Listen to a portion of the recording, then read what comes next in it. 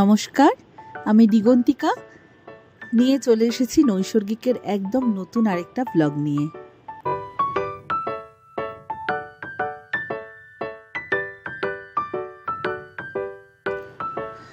আজকে জানুয়ারি মাসের 12 তারিখ, রাত্রি 9:55 আমাদের ট্রেন নেতাজি এক্সপ্রেস, যেটা কালকা মেল হিসেবেও আগে পরিচিত ছিল, এখন নেতাজি এক্সপ্রেস নাম হয়েছে। ওই ট্রেনে করে আমরা যাব হাওড়ার থেকে চণ্ডীগড়। চণ্ডীগড় থেকে তারপর আমরা যাব জিভি, কাসল, মানালি, দিল্লি, আবার বাড়ি। এটাই হচ্ছে আমাদের এবারের ট্যুর, এবারের ডেস্টিনেশন।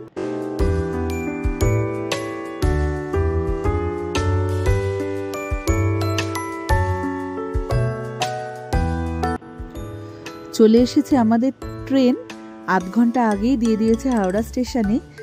ট্রেনে করে রাত্রিবেলা কোথাও যাওয়ার এক্সপিরিয়েন্স আমার খুব ভালো লাগে, আমাদের সবারই খুব ভালো লাগে। আসলে ফ্লাইটে গেলে তো 2 ঘন্টায় টুক করে পৌঁছে যাওয়া যায়, কিন্তু ট্রেনে করে ওই রাত্রে থাকবো, ট্রেনের জিনিস খাবো, ওটার একটা আলাদা মজা। তো আমরা উঠেও পড়েছি ট্রেনে। এবার শুধু 9:55 ট্রেনটা ছাড়লে শুরু হবে আমাদের জার্নি।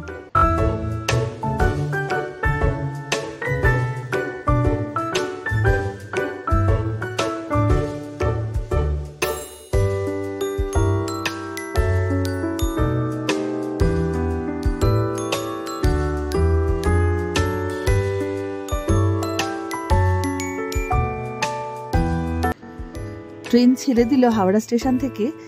এই যে ট্রেন ছেড়ে দিল, এইবার দেখতে দেখতে এমনভাবে ঝড়ের গতিতে দিনগুলো কেটে যাবে, কোন সময় দেখবো আবার ফেরার দিন দিল্লিও চলে এসেছি, আর ফেরার সময় টুক করে কলকাতাও চলে এলাম। এই আসছি জিনিসটাই ভালো। আজ 4 মাস ধরে আমরা এই ট্যুরটার প্ল্যান করছিলাম। 4 মাস আগে আমরা টিকিট কেটেছি, এই ট্রেনটার সমস্ত কিছু করা, আগে থেকেই হোটেল বুক করা। কিছু কিছু হোটেল আমরা বুক করেছি, কিছু কিছু হোটেল আমরা স্পটে গিয়ে বুক করব। এই যে 4 মাসের একটা আনন্দ, এইটাই এবার চলে এলো, ঝপ করে চলেও যাবে।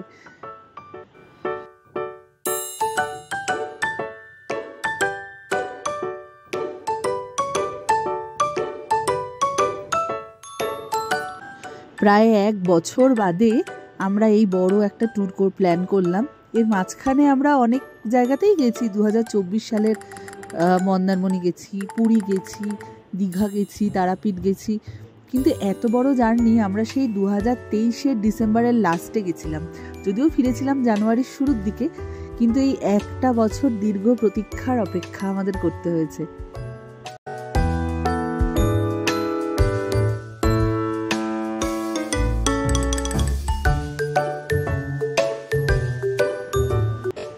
আজকাল কোথাও একটু ঠিক করলাম আর অনেক বড় ট্যুর করে ফেললাম, সেটা ভাবলে তো এখন আর হয় না। এখন প্রচুর এক্সপেন্সেস বেড়ে গেছে। আমরা বহু বছর আগে থেকেই ট্যুর করছি, কিন্তু এখন এই সাধারণ ট্যুরগুলোও যে কোথায় গিয়ে এক্সপেন্সেস দাঁড়ায় শেষে, সেই জন্য বড় ট্যুর করা এখন বছরের মধ্যে 2 বার আমাদের জন্য একটু ডিফিকাল্টি হয়ে যায়। তারপরেও আরও একটা জিনিস যেটা ম্যাটার করে এই ঘুরতে এসে, সেটা হচ্ছে সময়টারই বড় অভাব হয়ে যাচ্ছে আস্তে আস্তে আমাদের জীবনে। আগে অনেকটাই পেতাম যখন মাম্মাম ছিল না, এখন ওর স্কুল, পড়াশোনা সমস্ত কিছুই ফেলে রেখে একটা জায়গায় ঘুরতে যাওয়া, এই কতগুলো বাউন্ডারিজ চলে আসছে জীবনে। যাই হোক, গল্প করতে করতে আমরাও পৌঁছে গেছি চণ্ডীগড়ে। আমাদের ট্রেন পৌঁছানোর কথা ছিল তো 1:35, কিন্তু অসম্ভব ফগ, এত কুয়াশা। আমরা চাইছিলামই আমাদের ট্রেনটা লেট করে আমাদের ট্রেনটা ঢুকেছে 4:30, 4:45 নাগাদ চণ্ডীগড় স্টেশনে। চণ্ডীগড় থেকে আমাদের একটা গাড়ি সবসময় সাথে থাকবে। এর সাথে আমরা আগেও ট্যুর করেছি ওনার গাড়িতে, তবে উনি ছিলেন না, মানে যার গাড়ি তিনি ছিলেন না, তিনি অন্য একজনের দ্বারা আমাদের ট্যুরটা করিয়েছিলেন ডালহাউসি খাজিয়ারের। সেই ব্লগটাও আমার ভিডিওতে রয়েছে। ওনারই গাড়ি এবং উনি নিজেও থাকবেন এবারের আমার ট্যুরে পুরোটায়, মানে মানালি অবধি, জিভি, কাসল, মানালির শেষ দিন অবধি উনি আমাদের সাথে থাকবেন। গুড মর্নিং, পৌঁছে গেছি আমরা চণ্ডীগড়ে, আর চণ্ডীগড় থেকে রওনাও দিয়ে দিয়েছি। আসলে এত ভোরবেলা রওনা দিয়েছি না, কিচ্ছু দেখা যাচ্ছিল না, প্রচন্ড ফগ, এখনো প্রচন্ড ফগ। দেখুন, আর আমার ড্রাইভার দাদা নিয়ে এসছে আমাদের এই হোটেলটা, এই যে ওপরে যে হোটেলটা, তার নামটা বলছি, রয়্যাল রেস্টুরেন্ট। এখানে আমরা দেখি এখন কি পাই, খেয়ে দে আবার রওনা দেবো জিভির উদ্দেশ্যে। আমরা যাচ্ছি জিভি। Stay tuned. কেমন লাগছে ঠান্ডা? ঠান্ডা তো বস, প্রচন্ড ঠান্ডা পড়েছে। ফগ কিরকম বলো? ফগ একদম পুরো ফগি ওয়েদার, মারাত্মক ফগ। আর এই যে এই ছোটটা আপাত মস্তক ঢাকা। পুরো অন্ধকার অন্ধকার কিছু দেখা যাচ্ছে।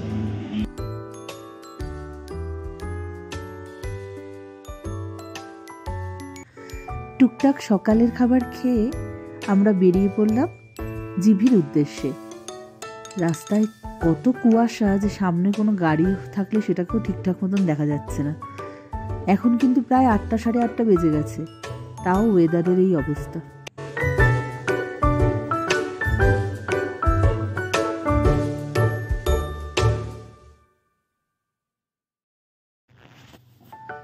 পেয়ে গেছি পাহাড়ের দেখা। প্রথম চণ্ডীগড় থেকে জিভির উদ্দেশ্যে যাওয়ার প্রথম পাহাড়। আমরা হিমাচলের প্রায় কাছাকাছি ঢুকে গেছি। এটা হচ্ছে হিমাচলে আমরা এন্ট্রি নিয়ে নিয়েছি অলরেডি। তখন চারিদিকে পাহাড়, 1 বছর বাদে আবার পাহাড়ের স্বাদ পাচ্ছি।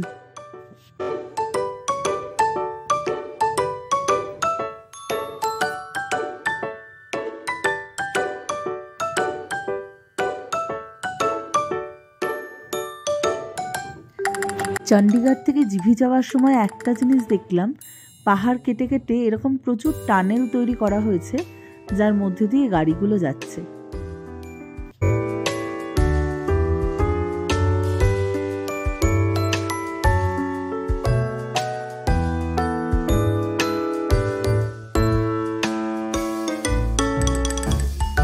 রাস্তা এক কথায় এখনো পর্যন্ত খুবই ভালো। জানি না জিভি যাওয়ার সময় কতটা ভালো থাকবে, কিন্তু এখনো অবধি রাস্তা খুব ভালো। আর এটা দেখুন পাহাড়ের গায়ে মেঘের খেলা।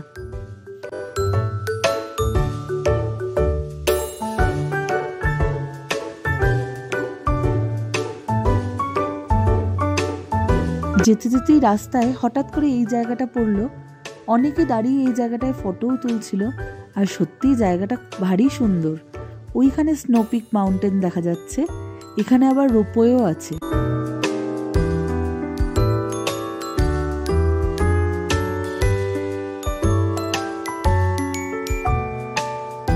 আর রাস্তায় যেতে যেতে এক দুর্লভ প্রাণীর দেখা মিলেছে। আমাদের ওখানে তো আর দেখাই যায় না। বিশাল আয়তনের শকুন। কত শকুন! কিছু একটা প্রাণী বোধহয় মারা গেছে, ব্যাস চলে এসেছে খাবারের সন্ধানে। বিশাল বিশাল আয়তন, ফোনে তো বোঝা যাচ্ছে না, অনেক বড় বড় পাখি।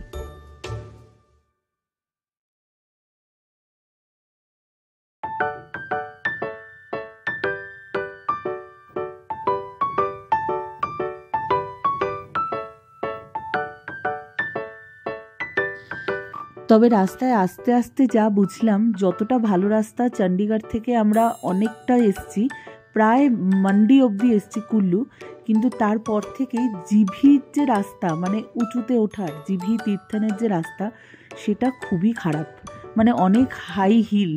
এবার নিজেদের প্রাইভেট কারে করে আপনারা আসতেই পারেন, অনেকেই এসছে, কিন্তু যদি হিলে চালানোর অভ্যাস না থাকে সেক্ষেত্রে কিন্তু প্রবলেম হতে পারে।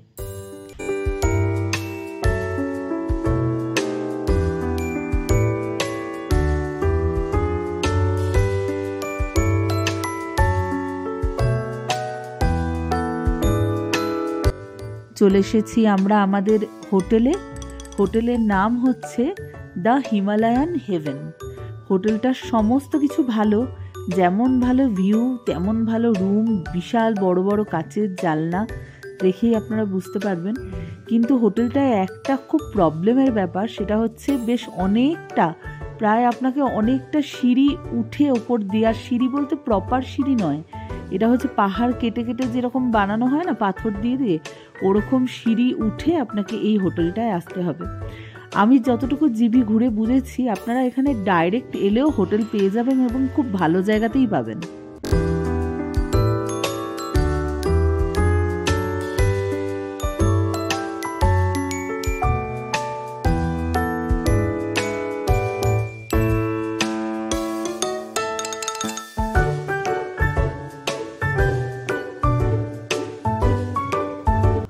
হোটেলটা নিয়ে তো কোনো কথা হবে না, সত্যিই সুন্দর।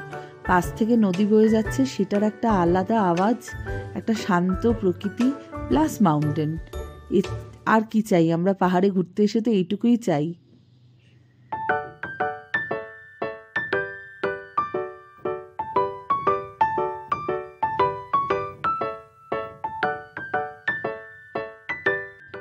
গতকাল জিভি পৌঁছাতে পৌঁছাতে প্রায় আমাদের 1-1:30 মতন বেজে গেছিল।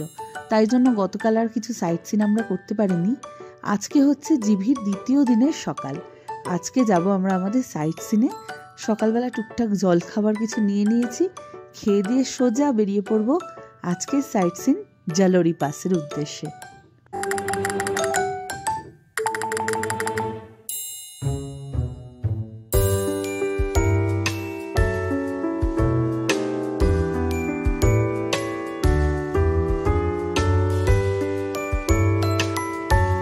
জিভিতে একমাত্র জালোরি পাসই মেন সাইট সিনের মধ্যে পড়ে।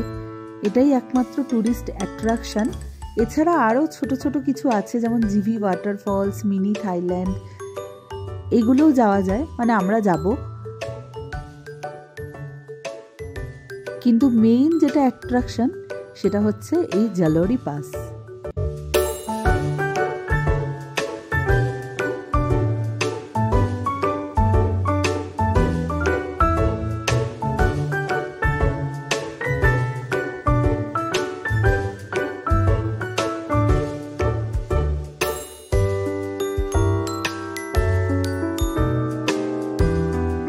জালোরি পাস প্রচুর চড়াই, অনেক উঁচুতে।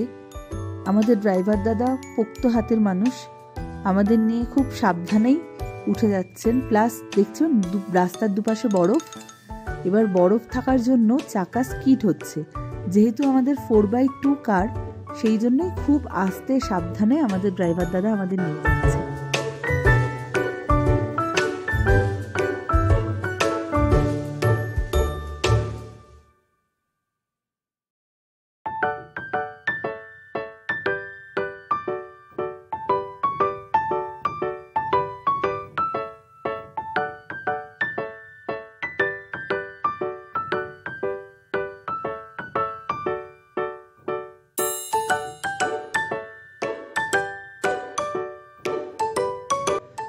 যত ওপরে উঠছি, প্রকৃতির একটা অন্যরকম রূপ আমাদের চোখে ধরা পড়ে। সবসময় প্রত্যেকটা পাহাড়েরই আলাদা আলাদা নিজস্ব রূপ থাকে, এর রূপও অবর্ণনীয়।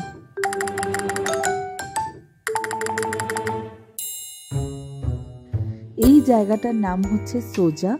ইচ্ছা হলে এখানেও আপনারা থাকতে পারেন।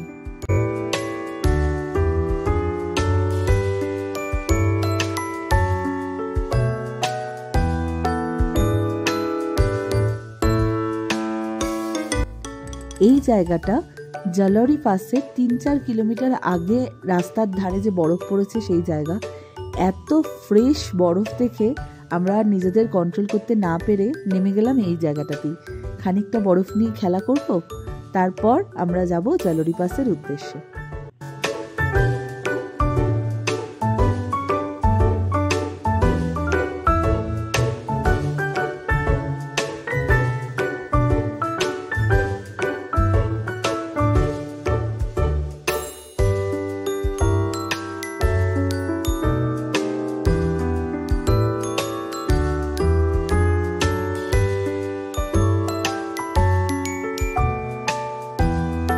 যাওয়ার সময় একটা জায়গায় আমাদের ড্রাইভার দাদা নামিয়ে দিয়েছিল। ওই যে বললাম 4 কিলোমিটার আগে আমরা যেখানে নেমে বরফ দিয়ে খেলা করছিলাম, তারপর থেকে আমরা 4x4 গাড়ি বুক করে জালোরি পাস অবধি গেছি। তার কারণ নর্মাল গাড়ি চাকা খুব স্কিড করছে, আমাদের নিজেদের গাড়িতেই চাকা খুব স্কিড করছে। সেই জন্য কেউই রিস্ক নেয়নি, আর এমনি উঠতেও দেয় না অত উঁচুতে 4x2 কার। তো সেই জন্য আলাদা করে 4x4 ভাড়া করে ওপরে যেতে বলছিল। গোটা একটা 4x4 যদি আমরা ভাড়া করতাম তাহলে তার ভাড়া পড়তো 2500 টাকা, কিন্তু আমরা শেয়ারে গেছি, আমরা গোটা একটা প্রাইভেট গাড়ি ভাড়া করিনি।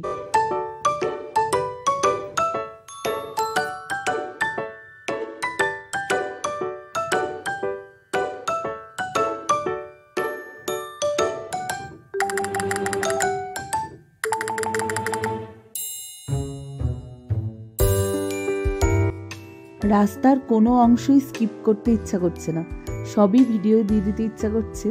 মনে হচ্ছে আপনারা যেন বঞ্চিত না হন এত সুন্দর দৃশ্য দেখার থেকে। তাও ফোনে দেখা, ক্যামেরায় দেখা আর নিজের চোখে দেখার মধ্যে বিস্তর ফারাক।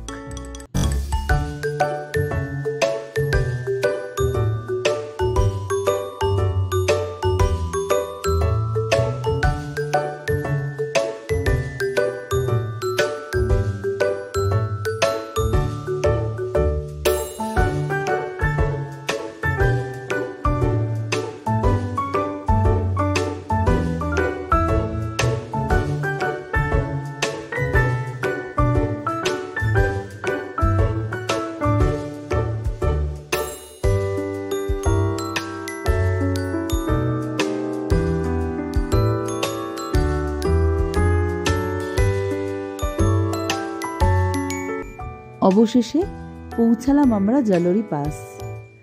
আর এক কথায় অনবদ্য জায়গা, এত সুন্দর জায়গা, ভাষা খুঁজে পাচ্ছি না আমি আপনাদের কিভাবে বর্ণনা করা যায় এইসব জায়গার।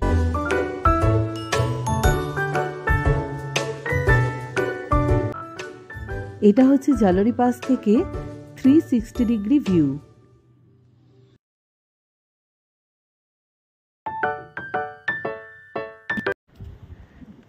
ये कहाँ आ गए हम तेरे साथ साथ चलते। দারুণ দারুণ দারুণ, এক কথায় অনবদ্য জায়গা, অসাধারণ। চলে এসছি আমরা ঝালরি পাসে, অসম্ভব সুন্দর জায়গা। যদি কখনো জিবি আসেন ঝালরি পাস মিস করবেন না, তবে অনেকটা ডিপেন্ড করছে কপালের ওপর। রাস্তা কিন্তু বন্ধ হয়ে যায়, এরকম স্নো, পুরো বরফে। কিন্তু আমাদের কপালটা এখনো পর্যন্ত ঠিকঠাক আছে, আমরা এরকম রোদও পাচ্ছি, রাস্তাও খোলা। যদিও 4x2 আমাদের যে ড্রাইভার দাদা আছে সে নিয়ে উঠতে পারেনি, আমাদের একটা মোমেন্টের পর থেকে আবার গাড়ি ভাড়া করে এই উঁচুতে আসতে হচ্ছে। অসম্ভব হাওয়া, কিন্তু অসম্ভব সুন্দর ভিউজ। আমি চেষ্টা করেছি ভিডিওর মাধ্যমে জাস্টিস করার, কিন্তু নিজের চোখে না দেখলে এগুলো হয় না। পিছনে পুরো রেঞ্জটা দেখা যাচ্ছে পাহাড়ের, পুরো বরফ পড়া। চলে যাবো এবার নেক্সট সাইট সিনে।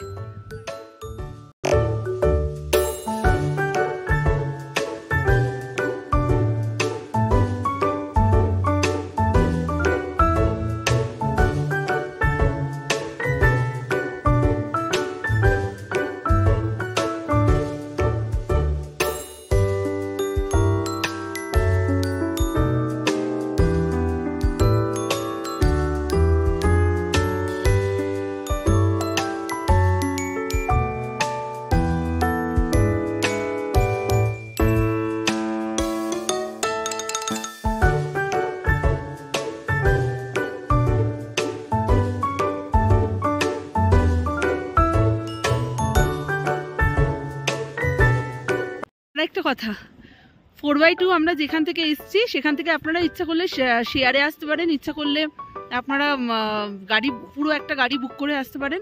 একটুখানি 4-5 কিলোমিটার উপরে আমরা এসেছি, 4-5 কিলোমিটার নিচেই আমাদের 4x2 গাড়িটা দাঁড়িয়ে আছে। তো আমাদের থেকে 300 রুপিস পার হেড চার্জ করেছে, তাই জন্য আমরা শেয়ারেই চলে এসেছি। কেঁপে যাচ্ছি, অসম্ভব সুন্দর জায়গাটা, আমি খুব এক্সাইটেড। আমি ভাবতে পারিনি জিভি এতটা সুন্দর হবে। এটা পুরো আমার ট্যুর, আমার প্ল্যানের ট্যুর, সাথে থাকুন।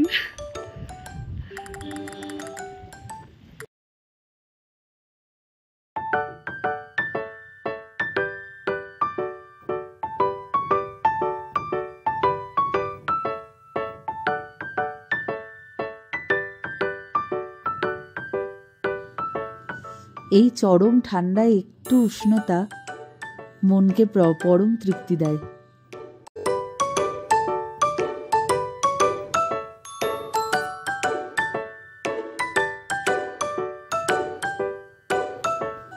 এখান থেকে একটু চা, একটু মোমো এসব খেয়ে বেরিয়ে যাব আমাদের নেক্সট সাইট সিন জিভি ওয়াটারফলসের উদ্দেশ্যে।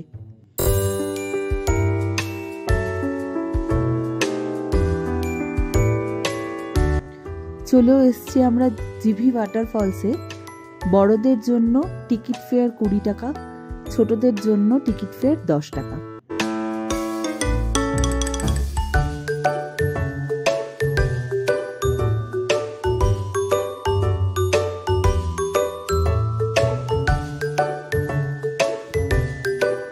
ছোট্ট একটা পার্কের মধ্যে দিয়ে খানিক দূর হেঁটে গেলে 100 মিটার মতন লেখা ছিল মনে হয়, হেঁটে গেলে এই জিভি ওয়াটারফলসটা দেখতে পাওয়া যায়। খুব সুন্দর ওয়াটারফলসটাও, কিন্তু মুশকিলটা হচ্ছে এই পার্কটার মধ্যে 1 ফোঁটা রোদ নেই, যার জন্য এমনিতেই তো 1-2 টেম্পারেচার, আর এই পার্কটার মধ্যে না জানি কত।